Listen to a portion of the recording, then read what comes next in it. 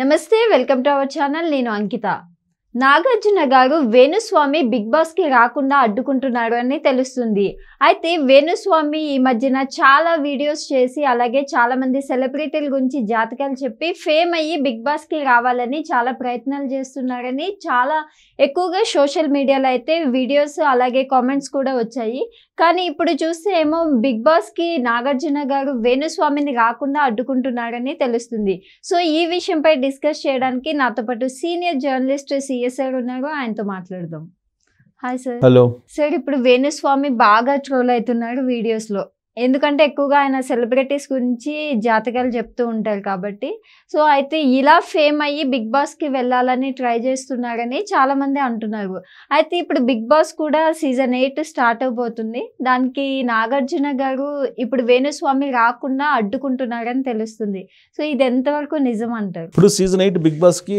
ఎంపిక ప్రక్రియ స్టార్ట్ అయినట్టుంది ఎవరెవరిని తీసుకోవాలి ఏంటి అనే దాని మీద కొంతమంది అప్రోచ్ కూడా అయ్యారు ఈ మధ్యకాలంలో వచ్చినటువంటి ఒక న్యూస్ ఏంటంటే సోషల్ మీడియాలో ఆస్ట్రాలజర్ వేణుని కూడా అప్రోచ్ అయ్యారు అని చెప్పి చెప్తూ ఉన్నారు అసలు అతని టార్గెటే అది ఇప్పుడు అతను ఎక్కడ అమౌంట్ వస్తాయి ఎక్కడ డబ్బులు వస్తాయి అనే దాని మీద టార్గెట్ చేస్తూ ఉంటాడు అతని నైజమే అది అతనికి ఆస్ట్రాలజీ తెలిసి కాదు అతను ఏదో ఒక రూపంలో జనాల్లో నానాలి ఆ ఫేమ్ ఒకదాన్ని సంపాదించుకోవాలి ఆ ఫేమ్ తోటి బిగ్ బాస్ షోలోకి ఎంటర్ కావాలి ఒక పెద్ద అమౌంట్ డిమాండ్ చేయాలి ఇది అతని టార్గెట్ అల్టిమేట్ టార్గెట్ అది అతనికై అతనే సెలబ్రిటీ అనుకుంటూ ఉంటాడు అతను యాక్చువల్గా అతను ఎంతమందికి తెలుసు ఇప్పుడు 26 సంవత్సరాల నుంచి జర్నలిజంలో ఉన్నాం ప్లస్ వీడియో జర్నలిస్ట్గా దాదాపు 18 సంవత్సరాల నుంచి చేస్తున్నాం మమ్మల్నే గుర్తుపెట్టుకో డైలీ టీవీలో కనపడుతుంటాం రకరకాల షోలు చేస్తూ ఉంటాము రకరకాల విశ్లేషణలు చేస్తూ ఉంటాము పబ్లిక్ ఎందుకు గుర్తుపెట్టుకుంటారు వాళ్ళ పనులు వాళ్ళకు ఉంటాయి ఏదో ఇంట్రెస్ట్గా ఉంటే ఏదన్నా టాపిక్ దాన్ని చూస్తారు ఆ టాపిక్లో సమాచారం ఉంటే కనుక ఓకే బాగా చెప్పారు కరెక్ట్ సమాచారం అనుకుంటారు తర్వాత వాళ్ళ పనులు వాళ్ళు ఉంటారు బిజీగా ఉంటారు ఆస్ట్రాలజర్ ఎవరైతే ఉన్నారో వేణు గురించి ఎందుకు ఆలోచిస్తారు కాకపోతే అతను ఏంటంటే అందరూ తన గురించి మాట్లాడుకునేలాగా ప్లాన్ చేసుకొని ఒక పాపులర్ అయ్యి బిగ్ బాస్ షోలోకి ఎంటర్ కావాలి బిగ్ బాస్ షోకి ఎంటర్ కావడం అనేది ఒక అల్టిమేట్ అనేటువంటిది అనుకుంటూ ఉంటారు ఇలాంటి వాళ్ళందరూ కూడా సో కాబట్టి అతను చాలా కాలం నుంచి దాని టార్గెట్గా పెట్టుకొని సోషల్ మీడియాలో ఈ సెలబ్రిటీస్ ఎవరైతే ఉన్నారో సినిమా వాళ్ళు ప్రధానంగా సినిమా వాళ్ళని టార్గెట్గా చేసుకొని అతను ఇష్టానుసారంగా అతను నోటికి వచ్చింది చెప్తూ ఉంటాడు అనేది ఆయన మీద ఉన్నటువంటి అభిప్రాయం చాలామందికి లేదంటే ఇప్పుడు ప్రభాస్ గురించి చెప్పాల్సిన అవసరం అతనికి ఏంటి పోనీ ప్రభాస్ గురించి చెప్పాడు నిజంగా ఆస్ట్రాలజర్ అనుకుందాం ఇప్పుడు ఆయన రాశి నక్షత్రం తెలియకుండా అతని జాతకం ఎలా చెప్తారు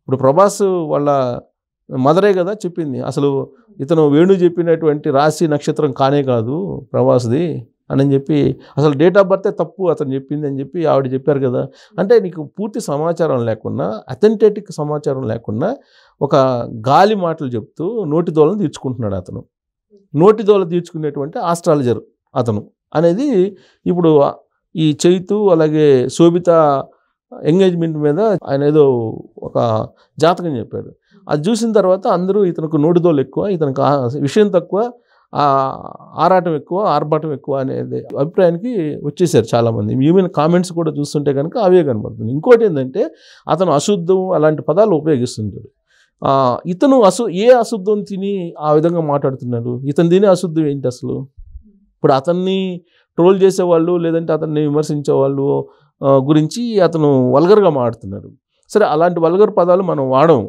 కానీ అతను వాడేటువంటి వల్గర్ పదాలు వింటే అతను నిజంగా అతను బ్యాక్గ్రౌండ్ ఏంటి అనేది కూడా డౌట్ వస్తుంది సో ఇప్పుడు చాలామంది సోషల్ మీడియాలో వాళ్ళు కూడా అతని మీద చాలా సందేహాలు వ్యక్తం చేస్తున్నారు అవి మనం చెప్పకూడదు కానీ చాలా సందేహాలు వ్యక్తం చేస్తున్నారు అతని మీద అతని నోటిదోల ఒక మాట్లాడేటప్పుడు కనీసం మాట శుద్ధి అంటారు అదన్నా ఉండాలి కదా అతనికి అది కూడా లేకుండా మాట్లాడుతున్నారు ఇప్పుడు ఈవెన్ ఆస్ట్రాలజర్లు అందరూ కూడా ఇప్పుడు అతని మీద విమర్శలు గుప్పిస్తున్నారు అంటే అతనికి కావాల్సింది ఏంటంటే అతని గురించి మాట్లాడుకోవాలి అది మంచా చెడా తీసేయండి సబ్జెక్ట్ ఉండి మాట్లాడుతున్నారా సబ్జెక్ట్ లేకుండా మాట్లాడుతున్నారా అనేది తీసేస్తే అతని గురించి ఏదో ఒకటి మాట్లాడుకోవాలనేది అతని టార్గెట్ రీచ్ అయ్యాడు కానీ హీరో నాగార్జున హోస్ట్గా ఉన్నాడు సీజన్ 8 కూడా బిగ్ బాస్కి అతనే ఉన్నాడు ఇప్పుడు చైతన్య అలాగే శోభితాల మీద జాతకం చూసి అతను ఇష్టం వచ్చినట్టు నోటిదోలు తీర్చుకున్నాడు కదా, దాంతో టిట్ ఫర్ టాట్ లాగా నాగార్జున కూడా అతను బిగ్ బాస్ షోకి, లేదంటే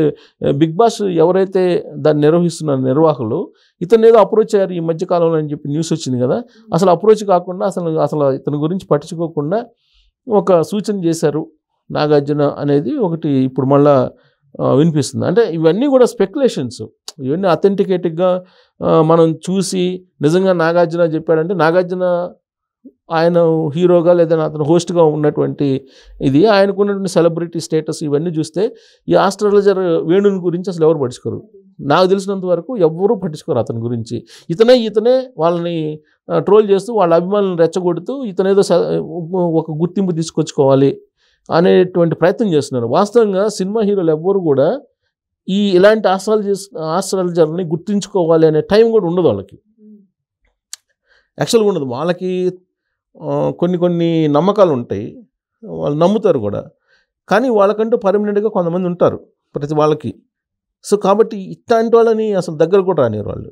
కానీ ఇతను ఏంటంటే కొన్ని ఫోటోల్ని మార్ఫింగ్ చేసేసి ప్రధానమంత్రితో కలిసాడనో, లేదంటే ముఖ్యమంత్రులతో కలిసాడనో, లేదంటే సమంతతోటి పూజలు చేసినట్టు, లేదంటే ఇంకొకరికి పూజలు చేసినట్టు ఆయన మార్ఫింగ్ చేసి ఫోటోలు పెడుతూ ఉంటారు.